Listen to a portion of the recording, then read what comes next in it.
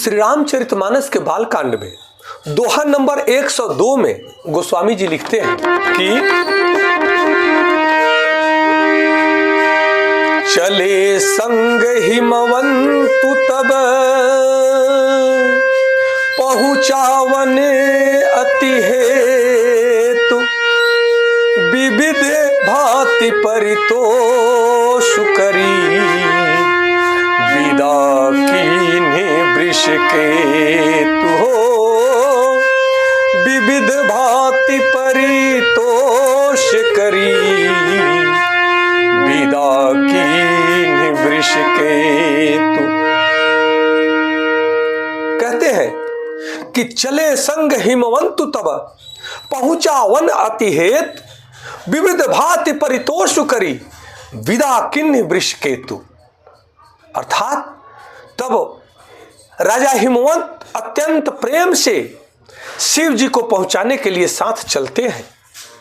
वृषकेतु भगवान शिव जी ने बहुत तरह से राजा हिमवंत को संतोष करा करके विदा किया। भगवान शिव जी ने बहुत तरह से उन्हें संतोष दिए और फिर पार्वती जी का विदा करा करके ले जा रहे हैं। इस भाव को समझने की आवश्यकता है कि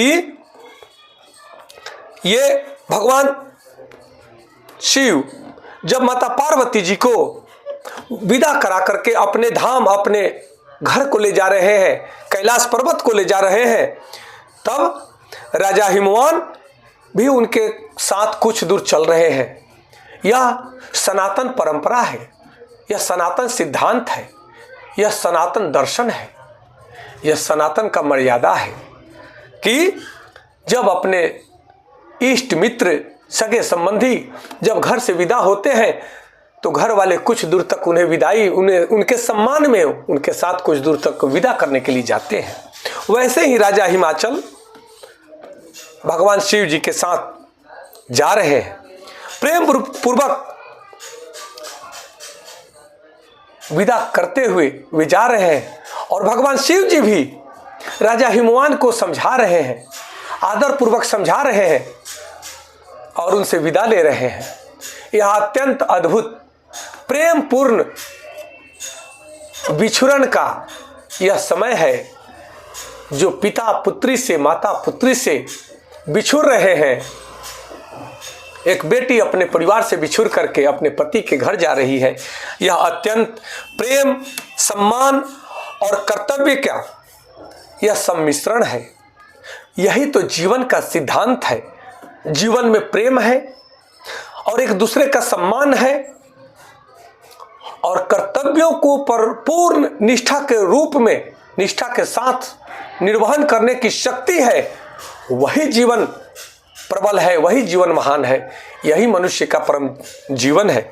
इस भाव को समझना है। कहते हैं कि सच्चा प्रेम केवल साथ निभाने में नहीं है बल्कि सही समय पर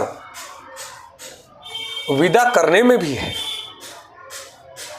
जिसका जब समय आए सगे संबंधी इष्ट मित्र पुत्र पुत्रियों का, तब माता पिता घर वालों का परम कर्तव्य बनता है कि उन्हें सही समय पर उचित समय पर उन्हें विदा करें, कि पुत्री अपने ससुराल को जाए, अपना जीवन गृहस्थ का जीवन धारण करे और पुत्र भी अपने कार्य क्षेत्र में जाए और समाज का, परिवार का, राष्ट्र का उन्नति करे।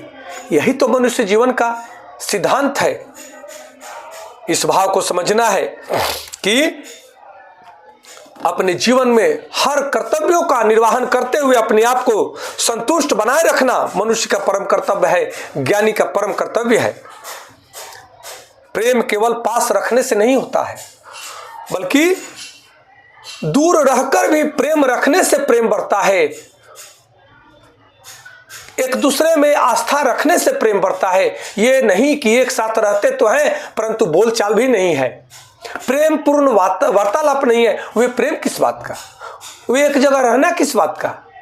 इसलिए प्रकृति का सिद्धांत है कि सही समय पर सबका विदाई भी होना चाहिए और आगमन भी होना चाहिए।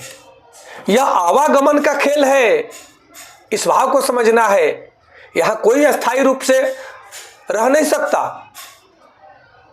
सृष्टि में कुछ भी अस्थायी नहीं है। यह साइकिल चक्र है, जो सृष्टि चक्र है, यह आना जाना यहां लगा हुआ है। यहां कुछ भी अस्थायी नहीं है, इस भाव को समझना है।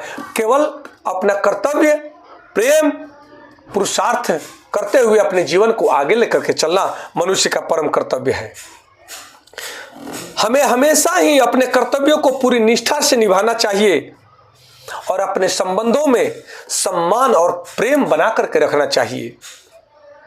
जीवन में त्याग को स्वीकार करें और परिस्थितियों में संतुलन और धैर्य बनाए रखने का इस सिद्धांत को अपने जीवन में अपनाएं कि जीवन में परिस्थितियां आए तो उसको संतुलित करें और धैर्यपूर्वक विपरीत परिस्थितियों को सुधारने का प्रयास करें। यही मनुष्य का परम कर्तव्य है। तभी हमारा और आपका जीवन श्रेष्ठ बन पाएगा, तभी हम और आप श्रेष्ठता को प्राप्त होंगे, तभी हम और आप एक सिद्ध पुरुष, एक सिद्ध मनुष्य जीवन को प्राप्त कर पाएंगे। आज इतना ही, कल पुनः अगले चौपाई के साथ मिलेंगे। आप सबको कोटि कोटि नमन। हर हर महादेव। जय माता पार्वती जी, जय श्री राम। जय